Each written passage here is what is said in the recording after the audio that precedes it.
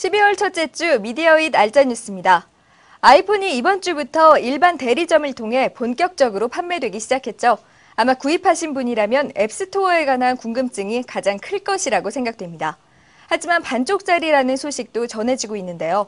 어떻게 된 일인지 이진 기자가 전합니다. 아이폰의 콘텐츠 다운로드는 애플에서 운영하는 앱스토어를 통해야 합니다. 따라서 제품 구매자들은 자신의 컴퓨터에 관련 프로그램을 설치하게 됩니다. 애플의 앱스토어는 국가별로 다른 콘텐츠로 운영됩니다. 애플 코리아 웹사이트에서 소프트웨어를 다운로드 받으면 한국 계정이 생성되는 것이고 미국이나 홍콩 등에서 다운로드 받으면 해당 국가의 계정이 만들어집니다. 그런데 일부 논란이 있습니다. 한국 계정으로 로그인했을 때 만나볼 수 있는 애플리케이션의 수가 미국이나 홍콩에 비해 적고 게임 카테고리는 아직 열리지도 않았기 때문입니다. 일반 애플리케이션은 향후 늘어나겠지만 게임 카테고리가 문제입니다.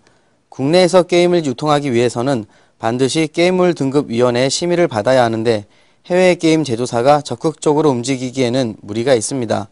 국내 시장에서의 판매가 얼마나 될지 확신할 수 없는 데다 심의 비용까지 지출해야 하며 별도의 사업자 등록도 해야만 하기 때문입니다.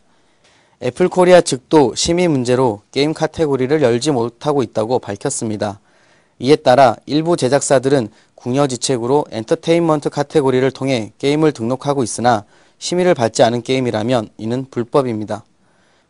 결과적으로 인기 있는 게임을 다운받고자 하는 사용자들은 홍콩이나 미국용 계정을 별도로 만들어야만 합니다.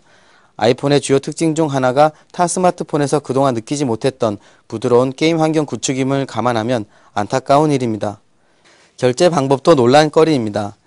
앱스토어에서의 결제는 비자나 마스터와 같은 해외에서 사용할 수 있는 카드를 이용해 달러 결제로 진행됩니다. 국내 온라인 쇼핑몰처럼 현금 입금이나 실시간 계좌 이체, 휴대폰 결제 등은 사용 자체가 불가능합니다. 결제와 관련된 선택권이 없기 때문에 소비자들은 불편할 수밖에 없습니다. 아이폰은 다양한 애플리케이션을 통한 모바일 산업을 활성화시킬 수 있는 새로운 플랫폼입니다.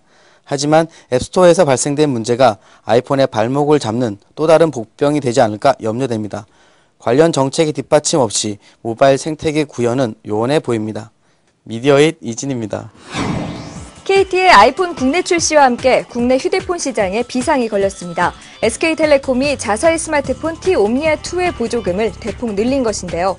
이 때문에 일반 풀터치폰인 햅틱 아몰레드보다 출고가가 더 낮아지는 가격 역전 현상이 일어났습니다. 당장 스마트폰 구입을 원하는 소비자에게는 좋은 소식일 수 있으나 더 낮은 사양의 제품이 더 비싸게 팔린다는 것은 비정상적인 모습이라고 업계 관계자들은 분석했습니다.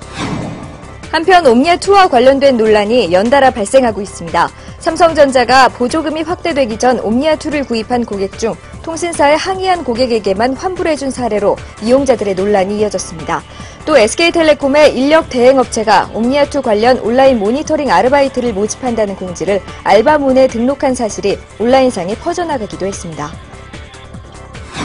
아이폰과의 경쟁 구도 속에 보조금 확대로 가격이 낮아진 옴니아2의 판매량이 급격히 늘고 있는 것으로 나타났습니다. 한 달 뒤인 내년 1월에는 SK텔레콤이 모토로라 구글폰을 출시할 예정이어서 아이폰 경쟁 2차전이 펼쳐질 것으로 업계는 전망하고 있습니다. 행정안전부는 대민 전자정부 사이트인 공공 아이핀센터에서 액티브엑스를 사용하지 않고 서비스를 이용할 수 있도록 했다고 밝혔습니다. 따라서 해당 사이트는 앞으로 파이어폭스, 크롬 등 익스플로러 외의 여러 웹브라우저를 통해서도 접속이 가능하게 됩니다. 국방부는 인터넷을 통해 국가기밀 유출 사고를 막는 사이버사령부를 국방정보본부 예하로 창설하기로 했다고 발표했습니다. 사이버사령부는 국방전산망은 물론 유사시 제3국을 사이버 공격할 수 있는 능력까지 갖출 계획으로 알려졌습니다. 국내 정보보호 컨설팅 업체들이 내년 최대의 보안 이슈로 분산 서비스 거부, 즉 디도스 공격을 꼽았습니다. 내년에는 올해 7.7 대란보다 더 큰 사고도 발생할 수 있다고 예측했으며 이외에도 국가 공공기관 망 분리 사업, 웹상 보안 위협 진흥화 등을 내년도 주요 이슈로 선택했습니다. 최근 해외에서 윈도우 7의 화면이 갑자기 까맣게 변하는 블랙스크린 현상에 대한 논란이 이어져 온 가운데 한국 마이크로소프트는 아직 정확한 원인을 찾지 못했고 국내에서는 보고된 적 없는 문제라며 걱정할 필요 없다는 입장을 밝혔습니다. 지상파 DMB 특별위원회는 개국 4주년 기자간담회를 갖고 오는 2014년까지 전국 수신률을 95%까지 확대하고 양방향 방송으로 진화하는 등의 제도의 5대 지표를 발표했습니다. 한국 어도비 시스템즈는 스마트폰에서 구동되는 포토샵 애플리케이션을 출시했다고 발표했습니다. 아이폰과 윈도우 모바일, 안드로이드 등 다양한 스마트폰 운영체제용으로 개발됐습니다. 마이크로소프트 전 회장인 빌 게이츠는 미국 MBC 방송과의 인터뷰에서 미래의 컴퓨터는 사용자와 서로 대화하고 움직임을 인식하는 등 보다 사용자 중심적인 환경으로 변모할 것이라고 의견을 밝혔습니다. 대기오염물질을 적게 내보내는 하이브리드 택시가 지난 3일 국내 첫 운행을 시작했습니다. 아반떼와 포르테 LPI 하이브리드 자동차 10대가 서울 지역 5개 택시 회사에서 2년간 운행하게 됩니다. 하이브리드 차량의 이산화탄소 배출량은 일반 차량의 절반에 불과한 수준입니다.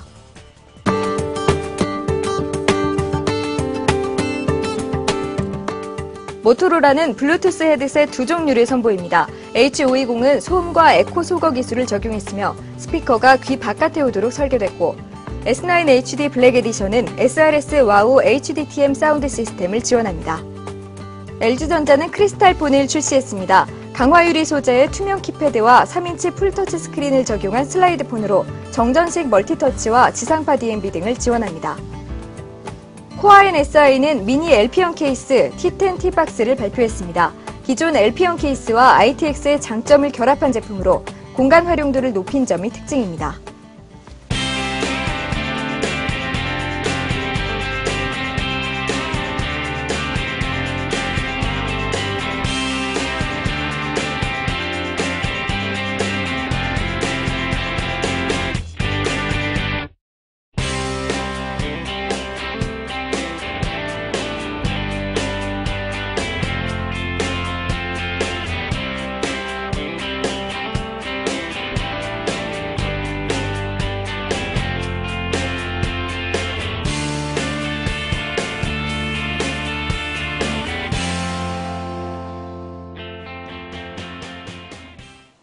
아이폰 출시와 함께 스마트폰 관련 모바일 시장이 그야말로 떠들썩한 상태입니다. 업계가 서로 휩쓸리지 않고 계속해서 선의의 경쟁을 이어갔으면 좋겠습니다. 전 다음 시간에 다시 인사드리겠습니다. 고맙습니다.